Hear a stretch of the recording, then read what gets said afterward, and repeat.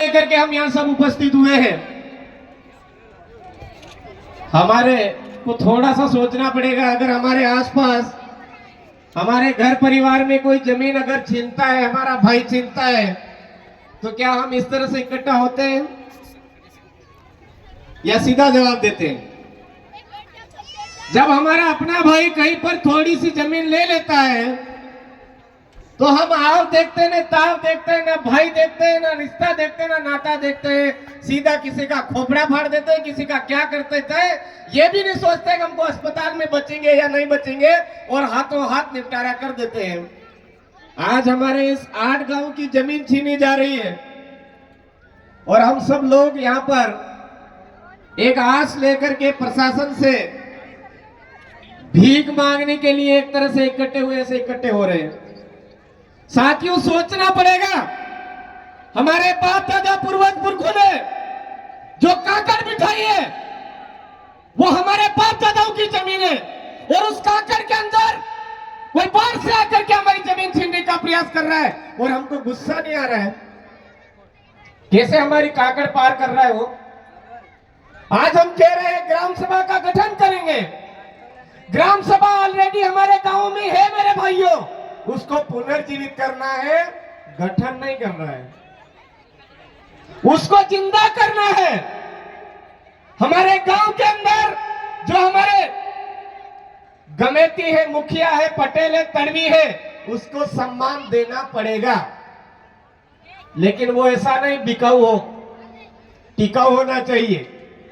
अधिकतर हमारे बीच में टिकाऊ लोग कम और बिकाऊ लोग ज्यादा हैं, और उस बिकाऊ लोगों की वजह से आज राजस्थान का आदिवासी परेशान है, मध्य प्रदेश का आदिवासी परेशान है, महाराष्ट्र का आदिवासी परेशान है, और गुजरात का आदिवासी परेशान है। किस बात को लेकर के परेशान है? हमारी अपनी पूजा पद्धति की रक्षा को लेकर के, हमारी अपने संस्कृति के बचाव को लेकर के, हमारी अपनी जमीन के बचाव को लेकर के, हमारे अपने जल के संसाधन के बचाव को लेकर के दुखी है। आज राजस्थान भी जाकर के आदिवासियों के बीच जाकर के बात करते हैं, तो राजस्थान का आदिवासी जो आपके यहाँ पर दुख दर्द है, वही दुख दर्द लेकर के वो भी बैठा हुआ है। महाराष्ट्र के बीच भी जाकर के बात करते हैं तो महाराष्ट्र का आदिवासी भी इसी चीजों को लेकर के परेशान है। गुजरात के अंदर जाते हैं तो गुजरात के अंदर भी आदिवासी यहाँ की जो समस्याएं हैं उन्हीं को लेकर के परेशान है। परेशानी की जड़ क्या है भाई? परेशानी की जड़ यह है कि जब हमारे गांव में मौत होती है तो हम सब बिन बुलाए वहां पर जाकर के बैठते हैं। ना कोई कांग्रेस, ना कोई बीजेपी, ना कोई ईसाई, ना कोई हिंदू, ना कोई अलाना, कोई फलाना ढिगड़ा, कुछ भी नहीं। एक जागम पर बैठ जाते हैं और सब मिलकर के सामाजिक कार्यक्रम समाज के रीति रिवाज अनुसार करते हैं। लेकिन जैसे ही उस समाज से उठ करके जरा से बगल में जाते हैं, तो अभी मैं रास्ते में देखता आया हूं, झोपड़ी टूटी है तो कोई दिक्कत नहीं है, झंडा उससे बड़ा लगना चाहिए, झोपड़ी से बड़ा लगना चाहिए। किसी के फुलड़ी का झंडा लगा हुआ है, किसी के हाथली का झंडा लगा हुआ है, कोई अलानी का लगा हुआ है, कोई फलानी का लगा हुआ है। सही है गलत है? फिर रास्ते में देखता आया हूं मैं, किसी पर लिखा हुआ है हिंदू राष्ट्र, किसी पर कौन सा भगवा, कोई फलाना, कोई ढिगड़ा, ऐसा झंडा लगा हुआ है। तो मेरे भाइयों, सबसे ज्यादा जो परेशानी की जड़ है वो हमारे घरों के ऊपर अलाने फलाने ढिकाने अलग अलग कलर के जो झंडे लगे हुए, वही हमारी असली जड़ है हमारी परेशानियों की। जिस दिन हम ये झोली झंडे जो हमारे घरों पर लगा रहे हैं, वो झोली झंडे उखाड़ के बाहर फेंक देंगे, उस दिन हमारी जमीन की तरफ कोई आंख उठा करके नहीं देखेगा। ये सच्चाई है।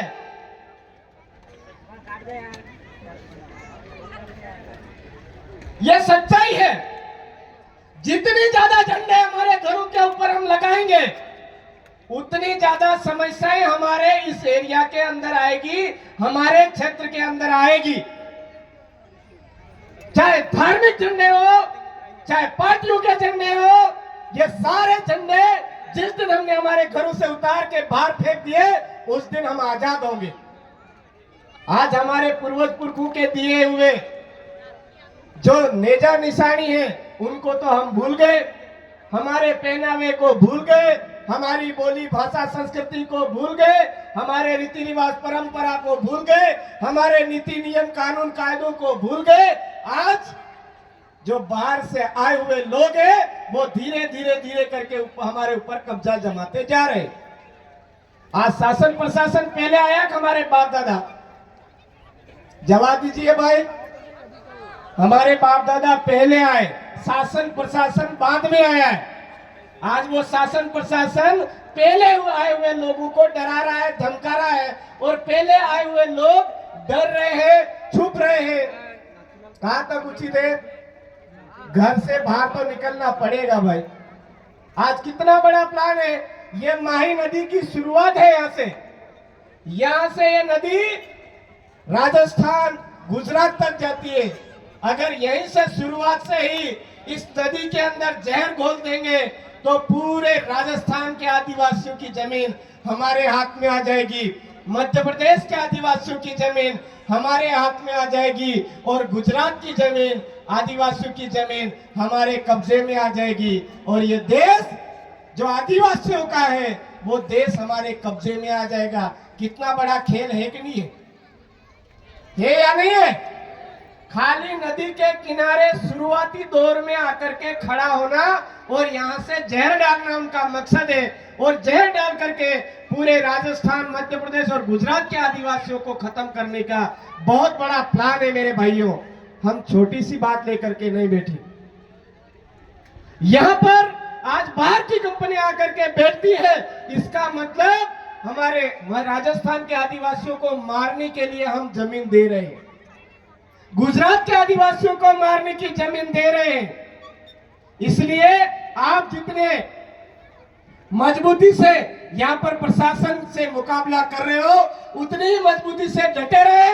राजस्थान का आदिवासी पूरा आपके साथ में खड़ा है, आप डरे नहीं, पीछे नहीं हटे। आज ये माही नदी के किनारे किनारे, ये माही नदी जहां तक जा रही है, वहां के सारे आदिवासी आपके साथ में खड़े हैं। लेकिन एक बात का ध्यान रखें, यहां से मंच से बोलने वाला हर आदमी आपका बच्चा भी और हर आदमी आपका हितैषी है, ये इसकी कोई गारंटी नहीं है। मैं यहां आया उससे पहले ही मैंने सुना है कि 4 साल तो आदिवासी आदिवासी करते, और चुनाव आते ही कोई 5,000 रुपए की औकात रखता है, कोई 10,000 रुपए की औकात रखता है, कोई 15,000 रुपए की औकात रखता है, और कोई तो खाली एक पेटी की औकात रखता है। इस तरह से बिक जाते हैं और 4 साल फिर आदिवासी आदिवासी करते रहते हैं। समझ में आया? पार्टियों में जाकर के बिकाऊ। यहां पर यह जमीन अगर बचाना है तो हमारे बुजुर्ग लोगों को आगे आना पड़ेगा, या बोलने वालों के ऊपर विश्वास करने से ज्यादा हमारे बुजुर्ग लोगों को आगे आना पड़ेगा और टिकाऊ रह करके मुकाबला करना पड़ेगा। बाकी ऐसे बिकाऊ लोगों को अगर आप ज्यादा से ज्यादा वरीयता दोगे तो वो आगे जाकर के आप सबको बेच देगा। जितनी ज्यादा पब्लिक होगी, उस पब्लिक के अकॉर्डिंग आगे जाकर के बोलेगा कि ये इतने पब्लिक है, इतने हजार में हम सौदा करते हैं, कांग्रेस का झंडा लाओ, बीजेपी का झंडा लाओ, और वो घुसेड़ देगा उसके पिछवाड़े में। ये हकीकत है। आज पूरे देश के आदिवासियों के बीच में हम जाकर के बात करते हैं, समझते हैं, दुख दर्द जानते हैं, तो वहां यही बातें सामने आती है कि हम पे अच्छा साथ दिया था किसी आदमी का, लेकिन वो बीजेपी में जाके घुस गया, वो कांग्रेस में जाकर के घुस गया, वो आरएसएस में जाके घुस गया, वो उधर जाके घुस गया, वो ईसाई मिस्त्री का दल्ला बन गया। ये ऐसे दलाल लोग ही हमारे आदिवासियों को खत्म करने का काम कर रहे हैं। इसलिए मेरे भाइयों, आपको ये जितने भी बाहर से आए हैं उन लोगों के ऊपर तो भरोसा ठीक है करना ही है, लेकिन सबसे ज्यादा विश्वास करना है तो 8 गांव के आदिवासी और यहाँ के गमेतियों को मजबूती से खड़ा रहना है। गर्दन कट जाएगी लेकिन जमीन नहीं देंगे, ये हमको ध्यान रखना है। वास्तव में अगर जमीन बचाना चाहते हो तो आप 8 गांव के आदिवासी एक जाजम पर रहोगे तो ही जमीन बचेगी। बाकी मैं आज राजस्थान से आया हूं बोल के ये चला जाऊंगा, पीछे आपका भाई मांगू दादा तो हमारे साथ में है और पीछे से एक गड्डी लेकर के बैठ गया उसके साथ में, तो मैं क्या कर लूंगा? सही बात है कि नहीं है? होगा या नहीं होगा? इसलिए इस बात का विशेष ध्यान रखें, ये मंच पे बोलने वाला हर आदमी हमारा हितैषी नहीं है। वो जो बातें बोल रहे हैं उन पर ध्यान दीजिए। जो आपको बोल रहे आर्टिकल 13(3) का, ना लोकसभा ना विधानसभा, सबसे ऊंची ग्राम सभा, आपका गांव मजबूत होगा तो ये जमीन बचेगी। गांव मजबूत होगा तो ही जमीन बचेगी। हाँ, हो सकते हैं आपके गांव में 2, 4, 5 बिकने वाले भी होंगे, लेकिन उससे डरने का नहीं। उन 4-5 जो बिकने वाले उनको भी लात मार करके उनके साथ में भगा देने का, अपने आप जमीन बचेगी। हमारे वहां पर एक के बाद एक अटैक हुए, एक के बाद एक अटैक हुए, लेकिन हमने जमीन के मामले में कोई समझौता नहीं किया। जमीन बचाने को लेकर के हमको मरना भी पड़ा, जेलों में भी जाना पड़ा, तो हम आगे थोड़ा सा डटे, वो अपने आप पीछे खिसक गए। तो मैं आपसे यही कहना चाहूंगा, हमारे बाप दादा जिन चीजों को लेकर के चल रहे थे उन्हीं चीज को वापस पकड़ लो। कोई हमारे को इधर उधर हाथ फैलाने की जरूरत नहीं पड़ेगी। आज ये भगवे कोई कौन से झंडे लगा रखे, इन झंडों को साइड में करो। ये हमारे माई बाप नहीं। हमारे माई बाप कौन है? जिन्होंने हमको पैदा किया, जिन्होंने हमको जमीन दी। क्या इन भगवे झंडों ने आपको जमीन दी क्या? इन भगवे झंडों ने आपको जमीन दी क्या मेरे भाइयों? तो फिर इनको हमारे माथे पर क्यों चढ़ा रखा है? हमारे घरों के ऊपर क्यों चढ़ा रखा है इनको? क्या इस फूल वाली ने जो फूल लगा रखा है, उस फूल वाली सरकार ने हमको जमीन दी क्या? नहीं दी, तो उसको हमारे घरों के ऊपर क्यों लगा रखा है? क्या उस हाथ वाली ने लगा रखा है क्या आपको? हमारी जमीन कांग्रेस ने दिया क्या? नहीं दिया। जमीन किसने दिया? हमारे बाप दादाओं ने, मेरे दादाजी के पिताजी के पिताजी के पिताजी के पिताजी ने। तो मेरे बाप दादाजी के पिताजी क्या मानते थे, वो चीज में लेकर के चलो, है? उनकी भी बात मानो, उनके जो नियम कायदे कानून है उनके ऊपर में चलो। हाँ, किसी को पार्टी में घुसना ही है तो वो झंडा साइड में लगा दो, अपने साइड में, घरों के ऊपर नहीं लगाना। हमारे घरों के ऊपर हम दूसरों का झंडा लगा रहे, मतलब हम गुलामी स्वीकार कर रहे हैं। ये बात ध्यान रखें। आप तमाम साथियों ने यहाँ पर आज मुझे बोलने का मौका दिया। मैं आपसे यही कहूंगा, आदिवासी पहले है या हिंदू? ईसाई पहले है या हिंदू या आदिवासी? ईसाई से पहले हिंदू, हिंदू से पहले आदिवासी, उसके बाद में मुसलमान। मुसलमान पहले या हिंदू या आदिवासी? आदिवासी, है ना? एक कोई भी, आप जितने भी बैठे हो, आप में से किस किस के 2-2 बाप है? ए भाई, एक ही बाप के? ठीक है, अभी पता चल जाए। आप में से हिंदू कितने जने? अभी रास्ते में देखता है बड़े बड़े झंडे लगे। ए भाई, मुसलमान कितने जने हैं? ईसाई कितने जने हैं? और आदिवासी कितने जने हैं? ठीक है। जो अपने आप को हिंदू भी कह रहा है, आदिवासी भी कह रहा है, वो 2 बाप का। जो अपने आप को ईसाई भी कह रहा है, आदिवासी भी कह रहा है, वो 2 बाप का। जो अपने आप को कह रहा है कि मैं मुस्लिम हो और आदिवासी भी हो, वो भी 2 बाप का।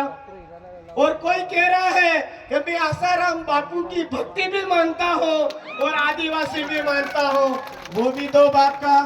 कोई कह रहा है मैं सत साहब को भी मानता हूँ और आदिवासी भी हूँ, वो भी दो बाप का है। तो आप अपने आप में पहचान कर ले, आपको एक बाप का रहना है कि दो बाप का। अगर एक बाप का रहोगे तो आपकी जमीन कोई नहीं ले पाएगा। अगर दो बाप के बने तो आपकी जमीन जाएगी। फैसला आपके हाथ में। कड़वी तो नहीं लग रही मेरी बात है? कड़वी तो नहीं लग रही है? डॉक्टर के पास जाओगे तो ऐसा कोई नहीं होगा कि ले एकदम से कुल्ला आगे कर दे, ले सुई घूस कर देगा। वो डरता है, बार बार डरता है, डर लगता है उसको, लेकिन थोड़ा सा टाइट होकर के वो आगे कर लेता है, सुई लगा देते हैं। उसको इतना गुस्सा आता है, सुई इंजेक्शन लगाते हैं उस टाइम में। फिर बाद में उसको जब बीमारी ठीक हो जाती है वो कहता है ये इंजेक्शन नहीं लगता तो मैं मर जाता। कहता है कि नहीं कहता है? ठीक उसी तरह से मैं जो कह रहा हूं वो बात अभी कड़वी लग रही होगी, लेकिन ये हकीकत है। ये दो बाप बनाने वाला सिस्टम हमको बंद करना पड़ेगा, तो हमारा अपने आप सुधारा हो जाएगा। ठीक उसी तरह से जो पार्टियां हमारे आदिवासियों की जमीन छीन रही है, जो पार्टियां हमारे आदिवासियों को डरा रही है, जो आदिवासियों को खत्म करने का प्रयास कर रही है, उन पार्टियों में भी हमको नहीं रहना है, नहीं रहना है, नहीं रहना है। भले ही हमारी लड़ाई लंबी रहे, लेकिन इस बात को भी गांठ में बांधना पड़ेगा। नंबर 3, हम आज इस इलाके में आते हैं तो एक बीमारी है, हमारे उधर भी भयंकर थी वो, लेकिन इंजेक्शन लगा लगा के ठीक करी। हमारे उधर क्या थी, भील मानने को कोई तैयार नहीं था, मीणा मानने को सब तैयार थे, और फिर उजला मीणा मानने लग गए, फिर रावत भील, ठाकुर भील, उजला भील, मेला भील। हम समझ रहे थे हमारे उधर ही बीमारी है, लेकिन जब इधर आए तो इधर बीमारी मिली। मैं तो भील हूं, एक कह रहा मैं भिलाला हो, एक कह रहा मैं बारेला हो, एक कह रहा मैं पटेलिया हो। ये कहते कि नहीं कहते? अरे भाई कुछ भी हो, लेकिन हम आदिवासी है या नहीं है? तो आदिवासी कहते ही सबको एक जाजम पर आना चाहिए या नहीं आना चाहिए? आना चाहिए ना। हमको भेदभाव करना चाहिए क्या उस टाइम में कि नहीं मैं भील हूं, भिलाला हूं, बारेला हूं, पटेलिया, ऐसा करना चाहिए क्या? नहीं। जिस दिन आदिवासी है ऐसा कहते ही एक जाजम पे आ गए, उस दिन हमारी जमीन की तरफ कोई भी आंख उठा करके नहीं देखेगा, ये फाइनल है। लेकिन हम ये बात जितनी ज्यादा यहाँ पर भेदभाव के रूप में आगे बढ़ेंगे उतना हमारा नुकसान होगा। तो मैं आपको यही कहूंगा कि आप सब मिल करके आदिवासी कहते ही एक जाजम पर आए। और सबसे मेन बात, इस मध्य प्रदेश के अंदर जैसे ही जयस का नाम पड़ता है तो अच्छे अच्छे का मुंह निकल जाता है, यह हकीकत बात है। अच्छे अच्छे को मुंह निकल जाता है, लेकिन दिक्कत क्या है? दिक्कत वहां है जैसे ही चुनाव आते हैं तो हमारे अपने जयस के साथियों में से ही कोई कांग्रेस में चला जाता है, कोई बीजेपी में चला जाता है, कोई बसपा में चला जाता है। अब गुस्सा तो इतना आता है वहां से कि क्या कहे अब। तो मेरा हाथ जोड़ करके निवेदन है, इस जयस का नाम खराब मत कीजिए। इस जयस का नाम पूरे देश में चल रहा है तो ये विश्व में चलना चाहिए, ये हमारी कोशिश होनी चाहिए। इस आदिवासी परिवार का नाम इस 4 राज्यों में चल रहा है तो पूरे विश्व में चलना चाहिए। हमारी छवि खराब नहीं होनी चाहिए। ये सफेद गमछा हमारा कभी बदनाम नहीं होना चाहिए, ये पीला गमछा हमारा बदनाम नहीं होना चाहिए। ये जिम्मेदारी हमारे सबके ऊपर है मेरे साथियों। अगर ये काम हमने कर दिया तो हमारी जमीन की तरफ किसी की औकात नहीं है वो देख करके इधर आकर के जमीन छीन ले। तो मैं आप साथियों को बहुत ज्यादा कड़वी बात बोल दी, माफी मांगने वाला सिस्टम हमारे अंदर है नहीं है। कोई गलती हो तो बता देना, सुधार करूंगा। आप खूब सभी साथियों ने मुझे सुना, मेरी बातों को काम में लिया। जमीन बचाने के लिए हम 8 गांव के लोगों को मजबूती से खड़ा रहना है, बिकाऊ नहीं बनना है, टिकाऊ बन के रहना है। पूरा देश का आदिवासी आपके साथ में है, लेकिन अगर आप बिकाऊ बन जाओगे तो फिर आस मत करना हमारी जमीन बच जाएगी। टिकाऊ बन के रहना है भाइयों, आपको ध्यान रखना है। हमारे इधर उधर पीने वाले हैं तो उनको एक और पिला के ज्यादा पिठा देना है, लेकिन हमको लड़ने के लिए आगे रहना है। ठीक है साथियों, मैं एक नारा दूंगा, जय जोहार का नारा है। आपको बोलना है भारत देश हमारा है। हमारा है तो बोलने में क्या डर। अरे जय जोहार का नारा है, पीछे वालों का नहीं है क्या भाई? अरे जय जोहार का नारा है, अरे जय जोहार का नारा है। अरे बिरसा मुंडा अमर रहे, अरे टंटिया भील अमर रहे। अरे जो जमीन सरकारी है, सरकार की कोई जमीन नहीं है हमारे इलाके के अंदर, एक भी इंच जमीन नहीं है। जो भी जमीन है हमारे बाप दादाओं ने जिस काकड़ को बिठाया, उस काकड़ के अंदर आने वाली जमीन हमारे गांव की है, हमारे अपने बाप दादाओं की है, हमारी है। ये अलाने फलाने सरकारें जिनका कोई बाप भी नहीं स्थायी, वो हमको कहती है जमीन हमारी है ना। तो ये जमीन हमारी है, हमको इसके लिए जो भी करना हम करेंगे। आप सबको खूब खूब जोहार, धन्यवाद। जय जोहार, जय आदिवासी, जय भील प्रदेश, जय संविधान, जय भारत। आप सबकी जय।